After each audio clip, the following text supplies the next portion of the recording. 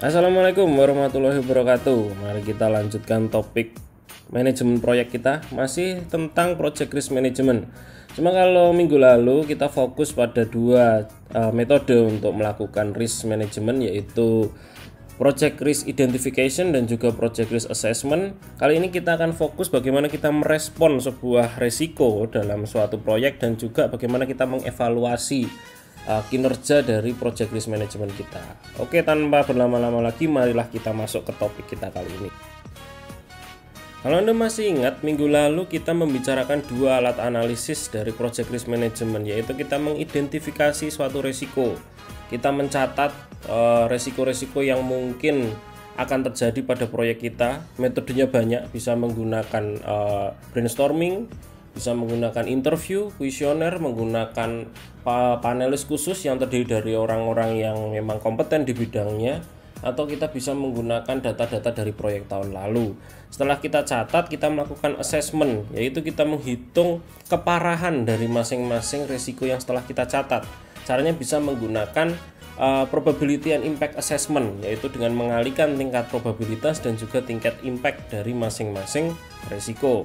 Nah, ini kita lakukan sebelum proyek itu kita implementasikan, ya, alias kita lakukan pada saat kita sedang merencanakan proyek dan proyek itu belum dilakukan, sehingga kita tidak tahu apakah risiko itu akan terjadi atau tidak. Nah, yang akan kita bahas sekarang adalah analisis yang dua terakhir ini. Ini analisis yang akan kita lakukan ketika proyek itu sudah dikerjakan. Kita sudah mencatat resiko, mengantisipasi resikonya akan terjadi atau tidak. Nah, kalau resikonya terjadi, respon kita bagaimana? Itu yang akan kita lakukan ketika kita membahas project risk response. Dan setelah proyek itu selesai, bagaimana kita mengevaluasi resiko-resiko yang telah terjadi pada suatu proyek. Itu yang kita sebut dengan project risk evaluation. Nah, dua analisis ini yang akan kita bahas pada hari ini. Sebenarnya ini agak berbeda ya sifatnya kalau kita bandingkan dengan dua analisis awal yang kita bahas minggu lalu.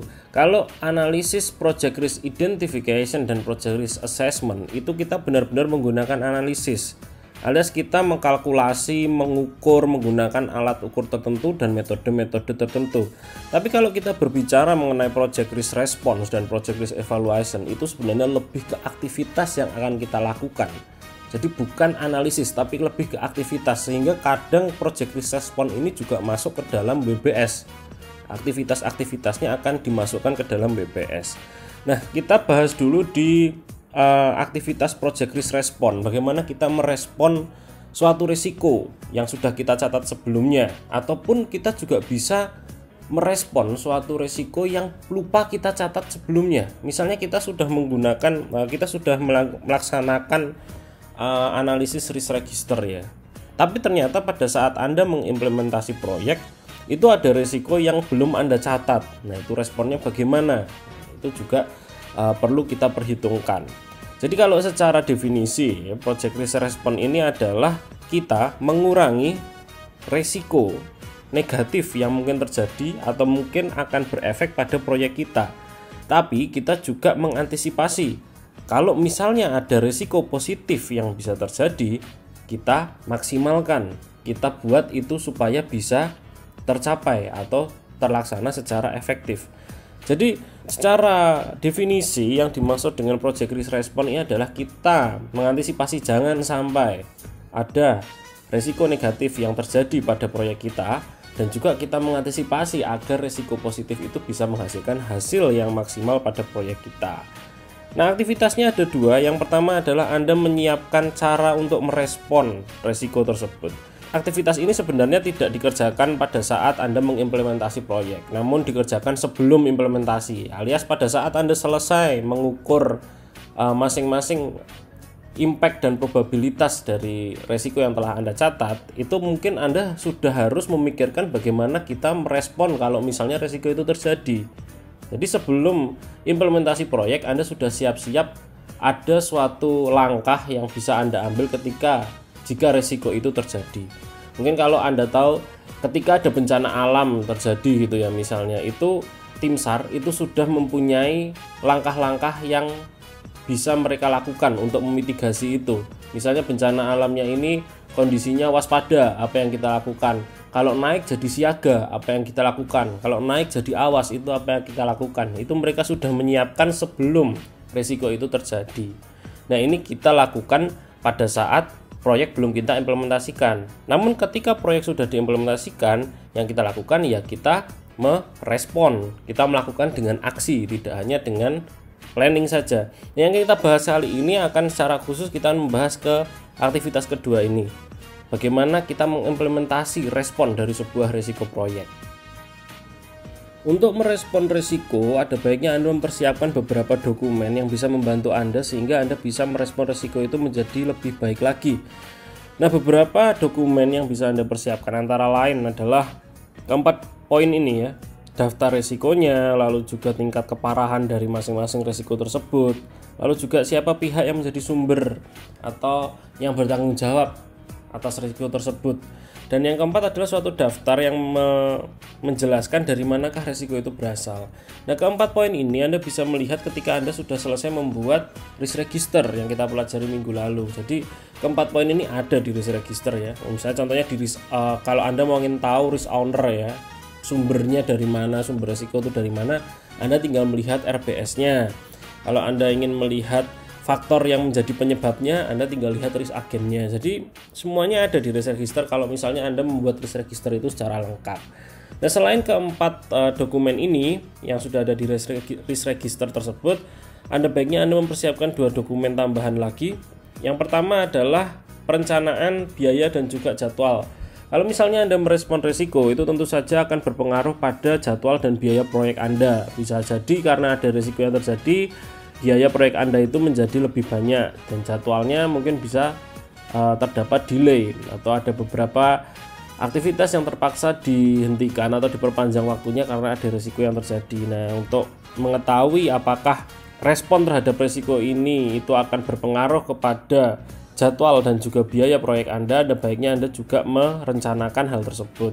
Dan yang terakhir, Anda juga membuat daftar cara untuk merespon risiko tersebut ya. Jadi Anda membuat suatu aturan atau prosedur atau protokol yang bisa Anda lakukan ketika risiko itu benar-benar terjadi.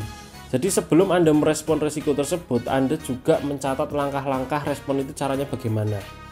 Nah, ke-6 dokumen ini kalau misalnya Anda persiapkan sebelum Anda melakukan proyek, itu bisa membantu ketika risiko itu benar-benar terjadi dan Anda tahu bagaimana Anda merespon risiko tersebut. Kita sekarang masuk di bagaimana kita meresponnya ya. Jadi ini sudah tindakan, aksinya, apa yang akan Anda lakukan ketika risiko itu benar-benar terjadi dalam proyek Anda. Ya tentu saja semua proyek itu kan punya risiko yang berbeda-beda. Jadi tindakan merespon risiko tersebut juga beda-beda. Jadi kita tidak bisa membahas ini secara spesifik karena akan banyak sekali aktivitas respon yang bisa Anda lakukan ketika risiko itu terjadi.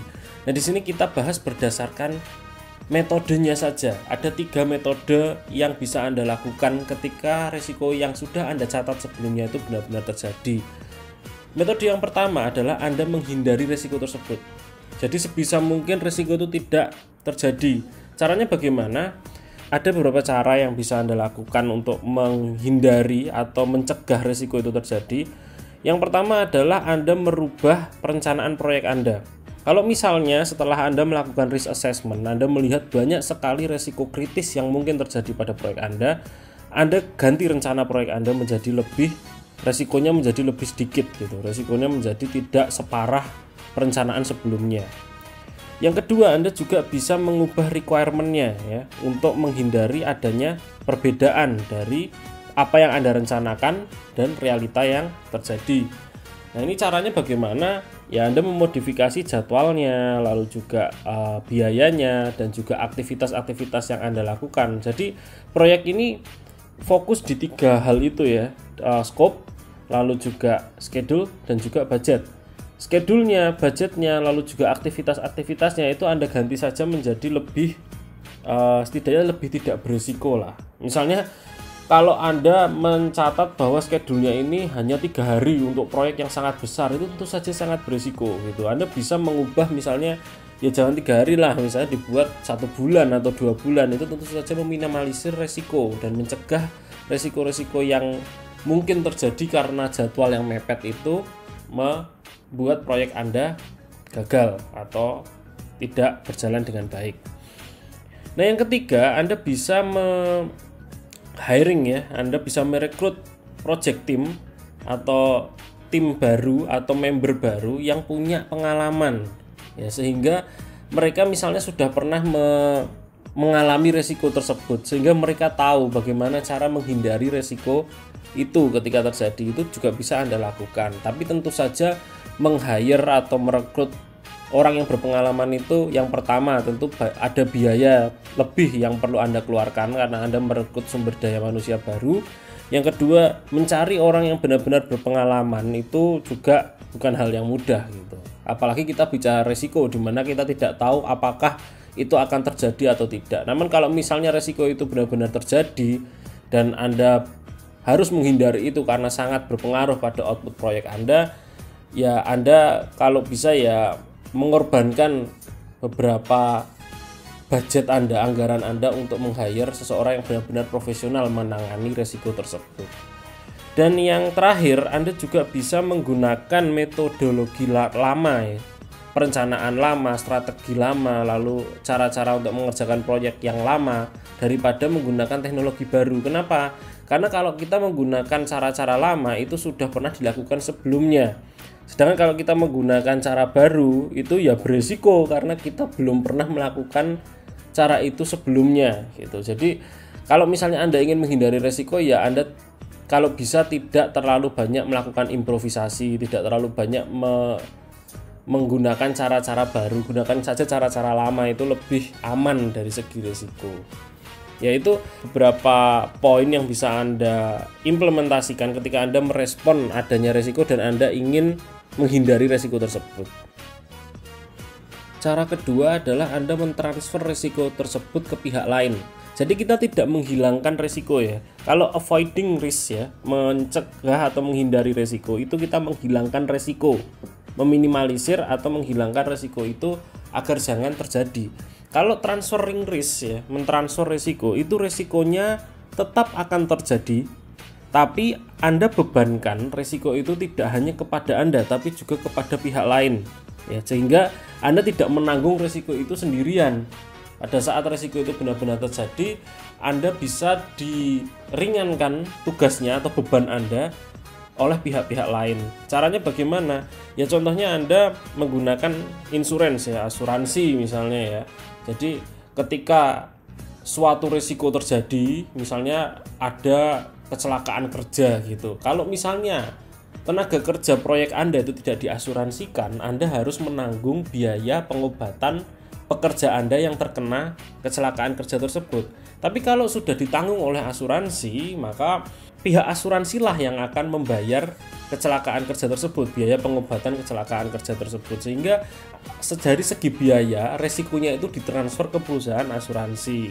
Lalu juga ada menggunakan garansi ya, ketika Anda membeli suatu alat misalnya untuk digunakan pada saat proyek gitu.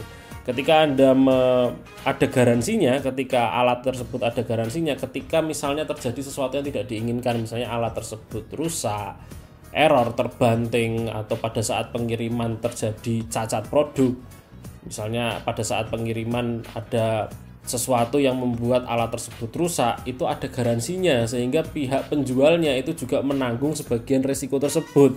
Tidak hanya Anda yang menanggung risiko tersebut. Nah, yang ketiga ini Anda bisa menggunakan kontrak yang harganya fix ya, fixed price. Harganya itu sudah disepakati pada saat Anda menandatangani perjanjian dengan supplier. Kenapa kok ini bisa mentransfer sebagian risiko? Resiko yang ditransfer dari fixed price kontrak ini sebenarnya adalah resiko fluktuasi harga. Ketika Anda misalnya membeli suatu barang dengan harga sesuai dengan harga pasar gitu.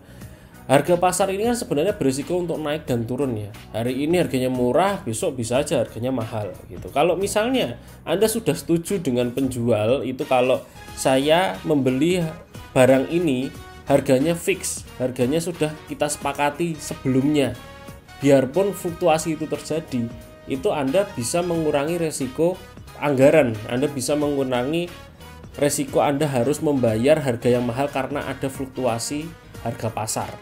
Jadi di sini cara-cara ini juga berguna untuk mentransfer sebagian resiko, untuk membuat sebagian pihak itu menanggung resikonya, tidak hanya Anda yang menanggung resiko tersebut. Cuma cara-cara ini tentu saja mempunyai biaya khusus yang perlu Anda anggarkan untuk membayar semua ini ya. Asuransi itu Anda juga perlu membayar asuransi untuk menggunakan jasa asuransi. Garansi juga biasanya produk-produk yang bergaransi ini biayanya lebih mahal daripada produk yang tidak bergaransi. Dan yang untuk fixed price kontrak ini biasanya kontraknya itu bisa disepakati oleh penjual ketika harga jual yang disepakati itu lebih mahal daripada harga pasar pada saat Anda menandatangani perjanjian, sehingga Anda membayar lebih mahal. Cuma ketika harganya itu melonjak tinggi, harganya fix, jadi Anda aman, tidak ada resiko harga itu terfluktuasi.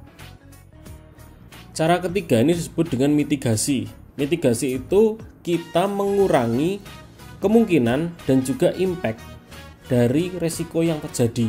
Jadi kalau cara pertama itu kita menghindari, ya, cara kedua kita membebankan, mentransfer sebagian resiko ke pihak lain.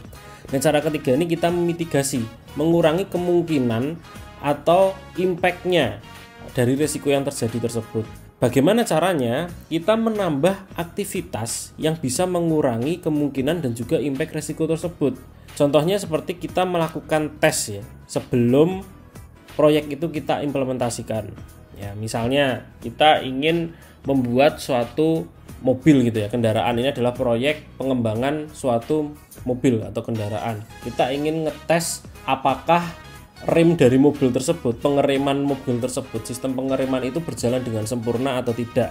Kenapa? Karena kita ingin menghindari risiko mobil tersebut pengeremannya tidak sempurna dan bisa menyebabkan kecelakaan. Nah, kita melakukan tes dulu ya, sebelum kita launching mobil tersebut di pasar, kita melakukan beberapa tes pengereman mobil tersebut agar itu kita menghindari probabilitas kemungkinan sistem pengereman di mobil tersebut tidak bekerja dengan baik dan menyebabkan kecelakaan ya. Cara kedua, kita juga bisa melakukan simulasi atau prototipe. Ini juga biasanya di proyek-proyek pengembangan produk ya. Jadi sebelum Anda itu launching produk Anda, itu Anda mensimulasikan apakah produk Anda itu bekerja dengan baik atau tidak. Ya sebenarnya prinsipnya hampir sama dengan mengetes produknya ya.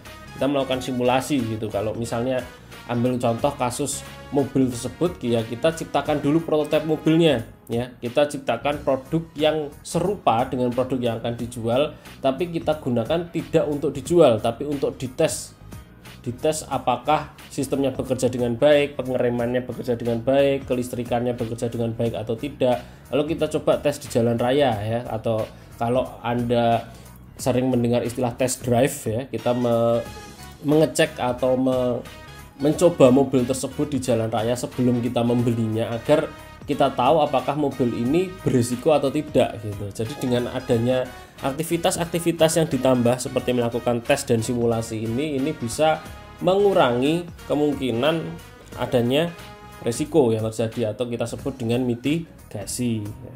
Jadi kalau kita coba kan kita tahu errornya di mana yang perlu kita perbaiki, mana yang perlu kita pertahankan, mana yang perlu diimprovisasi lagi. Nah, ini adalah cara untuk memitigasi resiko atau mengurangi probabilitas dan juga impact dari resiko itu akan terjadi. Terakhir, kita membicarakan aktivitas project risk management pada saat proyek sudah selesai Anda laksanakan.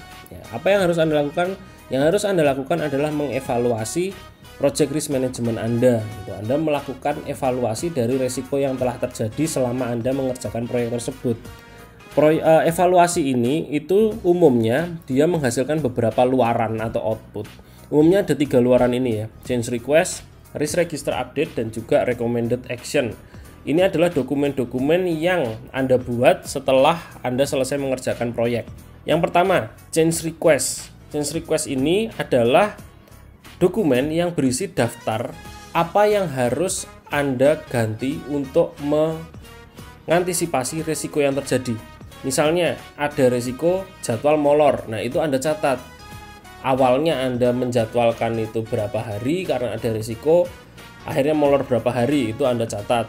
Lalu juga biayanya, misalnya karena ada risiko biaya bertambah berapa rupiah gitu, itu juga Anda catat.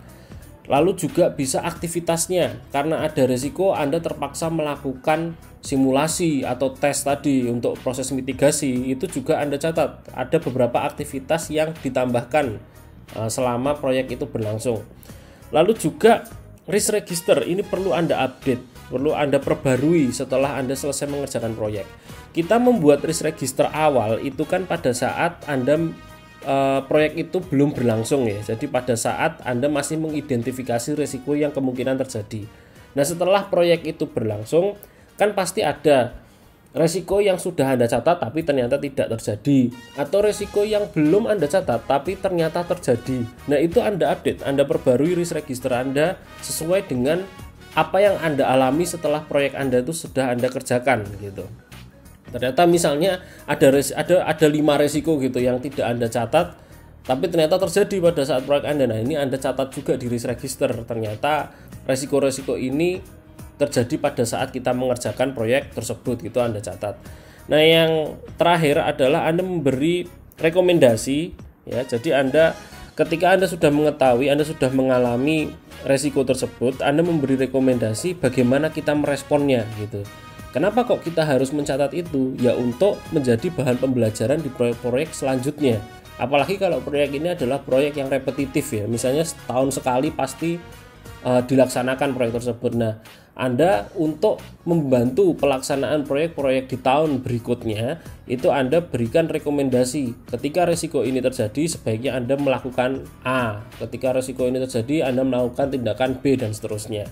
Nah, ketiga dokumen ini adalah output dari proses evaluasi risiko kita. Jadi setelah risiko itu selesai, lalu proyek itu selesai, kita juga tetap harus mengevaluasi agar di proyek-proyek selanjutnya risiko yang sama bisa dihandle dengan baik. Oke, kira-kira itu yang bisa saya sampaikan terkait dengan manajemen risiko proyek. Suatu topik yang cukup panjang, cukup banyak analisisnya. Semoga ini bisa menambah wawasan Anda mengenai manajemen proyek, terutama karena proyek ini kita bekerja dalam waktu yang terbatas, pada biaya yang terbatas, dan juga sangat kompleks, maka risiko itu pasti terjadi pada suatu proyek. Sehingga ketika risiko itu terjadi, dengan mempelajari project risk management ini, Anda bisa menentukan langkah yang lebih baik ketika Anda menghadapi itu semua. Oke, terima kasih atas perhatiannya. Assalamualaikum warahmatullahi wabarakatuh.